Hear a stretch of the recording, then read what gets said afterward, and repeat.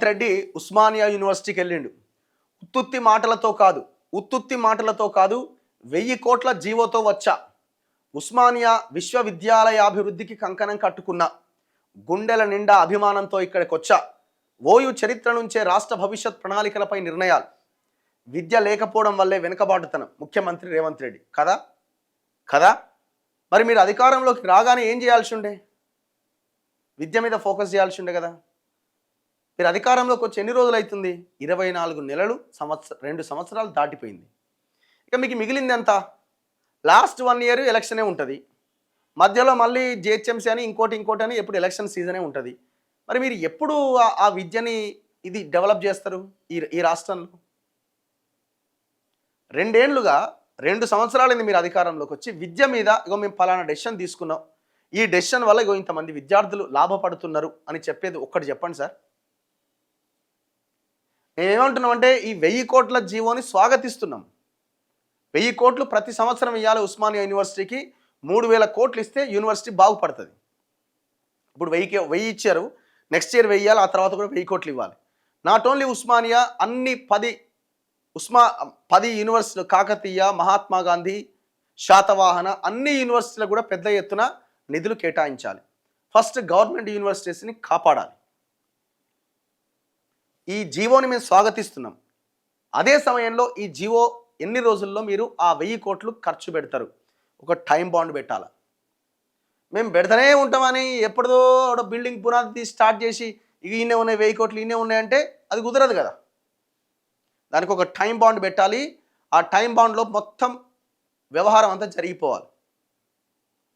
మరి అది చేయడానికి మీరు రెడీగా ఉన్నారా? ఉస్మానియా యూనివర్సిటీలో రిక్రూట్మెంట్ లేదు, ప్రొఫెసర్ చక్కగా లేరు, చాలా దారుణంగా ఉన్నది పరిస్థితి. కొన్ని డిపార్ట్మెంట్స్ మూత పడబోతున్నాయి. మరి వాటి గురించి కూడా మీరు నిర్ణయం తీసుకోవాల్సిన అవసరం ఉన్నది. దయచేసి మళ్ళీ కేసీఆర్తో కంపేర్ చేసుకొని ఆయన ₹1 ఇవ్వలేదు, నేను 1000 కోట్లు ఇచ్చిన, మేము బునాది తీసినాం, ఆయన బునాది తీయలేదు, మేము ఆయన బునాది తీసి వదిలేసి మేము బేస్మెంట్ కట్టినాం. ఈ కంపారిజన్ వద్దండి దయచేసి.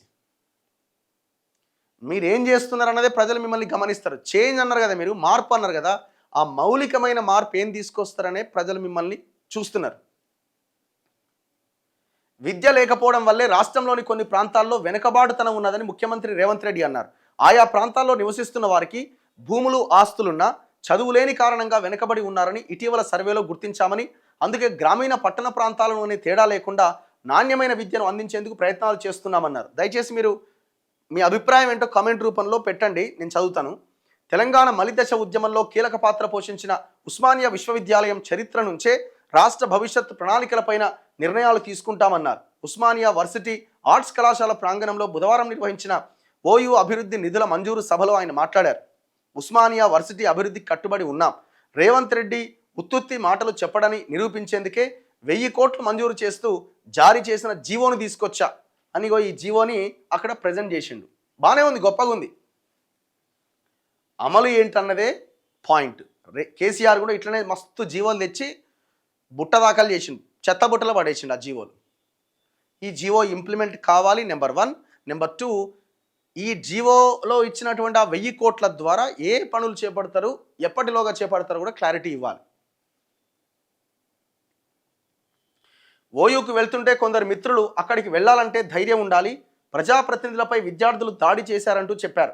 నేను ధైర్యంతో కాకుండా గుండెల నిండా అభిమానంతో వెళ్తున్నాను. ఆర్ట్స్ కాలేజీ వేదికపై సగర్వంగా నిల్చొని నా అభిప్రాయాలు వివరిస్తానని వారికి చెప్పా. వీటిని చదువుకొని వెళ్ళనంటూ అధికారులు ఐఏఎస్ పరీక్షలకు సిద్ధమయ్యేలా ప్రతులు ఇచ్చారు. వాటిని చదువుకొని అక్కడికి వెళ్ళడం శుద్ధ దండగంటూ వారితో చెప్పి నిండు మనసుతో విద్యార్థుల దగ్గరికి వచ్చా. ఇట్లా మాట్లాడుకుంటూ వచ్చింది మొత్తం.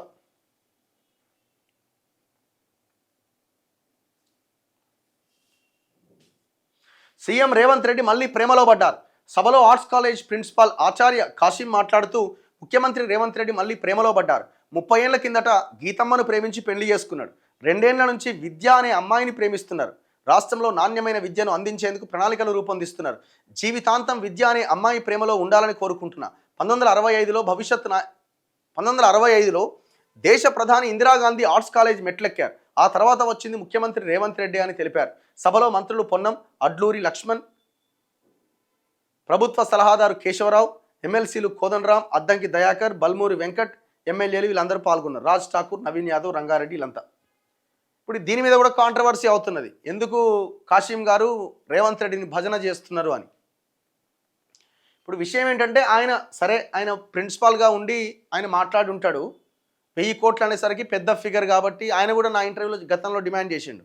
ఎవ్రీ ఇయర్ 1000 కోట్లు రిలీజ్ చేయాలి, 3000 కోట్లు అయితే మేము అద్భుతాలు చేస్తామని.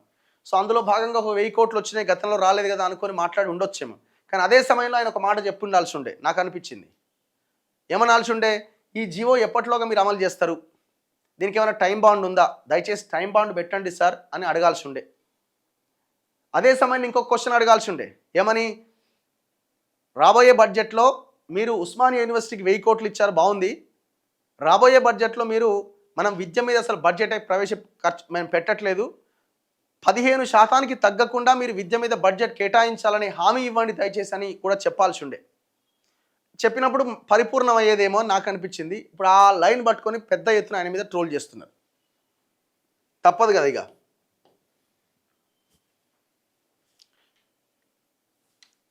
సరే అని కొన్ని ఏదో చెప్పే ప్రయత్నం చేసినట్టున్నారు, కానీ ఆ ఒక్క పాయింట్ని పెద్ద ఎత్తున ట్రోల్ చేస్తున్నారు.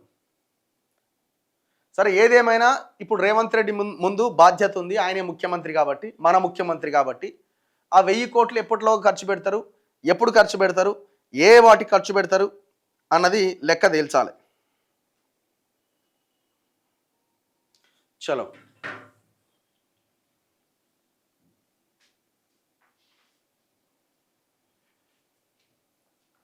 హా, 2 lakhs జాబ్స్ ఏమైనాయి, ఇక్కడ కూడా మోసం జరిగింది. ఈనాడు పేపరు, ఆంధ్రజ్యోతి పేపరు పెద్ద పెద్ద బ్యానర్ ఐటెంలు వేసారు. ఈ డేట్ రోజు ఈ ఎగ్జామ్, ఈ డేట్ రోజు ఈ ఎగ్జామ్ అని ఎగిరి దుంకిరు నిరుద్యోగులంతా. ఏమైంది, బస్సులు కట్టుకొని ప్రచారం కూడా చేసిరు. మరి ఆ 2 లక్షల బాయి ఇప్పుడు 60,000 ఇచ్చినందుకు చాలా గొప్పగా చెప్తున్నారు. 60,000 కూడా పాత నోటిఫికేషన్లు ఉన్నాయని నిరుద్యోగులు అంటున్నారు. అది కూడా వాస్తవమే.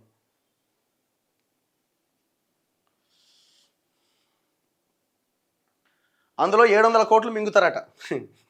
ఇక అది ఉన్నదే కదా. ఇక జాబ్ క్యాలెండర్ పెట్టిన మెసేజ్ మళ్ళీ పెట్టకండి దయచేసి. జీవోలు మాత్రమే ఉంటాయి కానీ పైసలు రావు, డెవలప్మెంట్ ఉండదు. చూద్దాం, ఇప్పుడు చూడాలి ఇప్పుడు ఏం జరుగుతుందని. ఇట్లాంటి జీవోలు గత గవర్నమెంట్లో కూడా చాలా వచ్చినాయి, పనికి రాకుండా పోయినాయి. ఉస్మానియా యూనివర్సిటీకి అనే కాదు, వేరే దగ్గర ఇంకొక శాఖలో.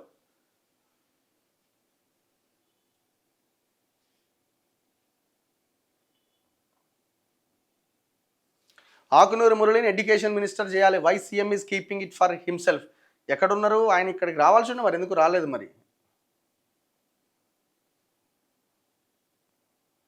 సీఎం ఆయన మాటలు, ఆయన గ్యారంటీలు అలాగే ఉన్నాయి. సీఎం మాటలు ఆయన ఇచ్చిన గ్యారంటీలు లెక్కనే ఉన్నాయట. నా పాయింట్ ఒకటే అండి, విద్య లేక వెనకబడిపోతున్నాం అంటున్న ముఖ్యమంత్రి. అధికారంలోకి వచ్చాక మీరు విద్య మీద తీసుకున్న ఆలోచనలు ఏంటి చెప్పండి? ఓన్లీ ఉస్మానియా యూనివర్సిటీకి 1000 కోట్లు ఇవ్వగానే విద్యని రేవంత్ రెడ్డి లవ్ చేస్తున్నట్టు కాదు కదా. ఒక ఉస్మానియా యూనివర్సిటీ మాత్రమే లేదు కదా. తెలంగాణలో 90% పైన పిల్లలు డే స్కాలర్స్గా ఆయా గ్రామాల్లో, ఆయా మండలాల్లో, ఆయా జిల్లాల్లో ఉన్న స్కూళ్ళలో చదువుకుంటున్నారు. ఆ బడుల సంగతి ఏంది? ఇవాళ మనం 4th సిటీ గురించి మాట్లాడుతున్నాం, గ్లోబల్ సమ్మిట్ గురించి మాట్లాడుతున్నాం. ఆ గ్లోబల్ సమ్మిట్లో ఉద్యోగాలు ఎవరు చేయాలి? మన పిల్లలే కదా. ఈ పిల్లలకు చదువు రాకుండా చేసి ఆ గ్లోబల్ సమ్మిట్లు పెట్టి ఎవరి కోసం ఆ ఉద్యోగాలు? వస్తాయో రావో పక్కన పెట్టండి, వచ్చే వాటి గురించే మాట్లాడదాం.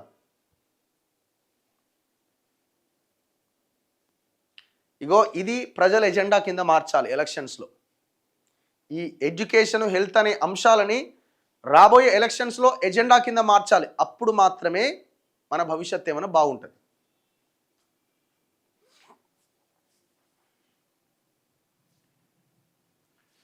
అడిగేవానికి చెప్పేవాడు లోకువ. Total negative approach by you అట. నెగిటివ్ అప్రోచ్ అంటే ఏంది చెప్పండి?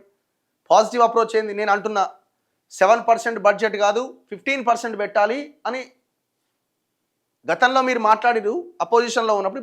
ఇప్పుడు అది అమలు చేయలేదు. అది right are wrong? Negative approach ఎక్కడుంది ఇక్కడ చెప్పండి? చాలా జీవోలు ప్రభుత్వాలు ఇచ్చి మోసం చేసినాయి ప్రజల్ని. ఈ జీవో అట్లా కాకుండా ఉండాలని మేము కోరుకుంటున్నాం. నెగిటివ్ అప్రోచ్ ఏముంది ఇందులో? పాజిటివ్ అప్రోచ్తో మాట్లాడుతున్నాం, చెయ్యండి అని చెప్తున్నాం, ఇది స్వాగతిస్తున్నాము, ఇంకా చేయండి అని చెప్తున్నాం. బ్రదర్ కోమటిరెడ్డి వెంకటరెడ్డి గురించి కూడా చెప్పండి.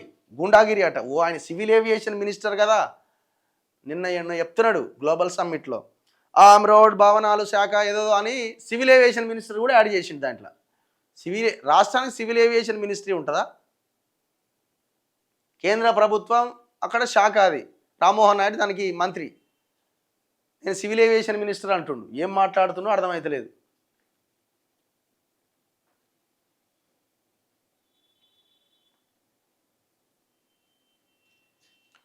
కూకట్పల్లి ఎమ్మెల్యే అవినీతి మీద ఆంధ్రజ్యోతిలో కథనం వచ్చిందట. ఇంకా దానికి అక్కడ దాకా రాలే నేను.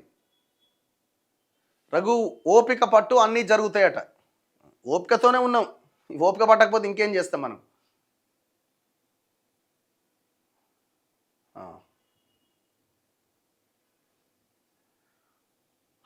అమీన్పూర్ కిష్టారెడ్డిపేటలో గవర్నమెంట్ ల్యాండ్ కబ్జా చేశారు.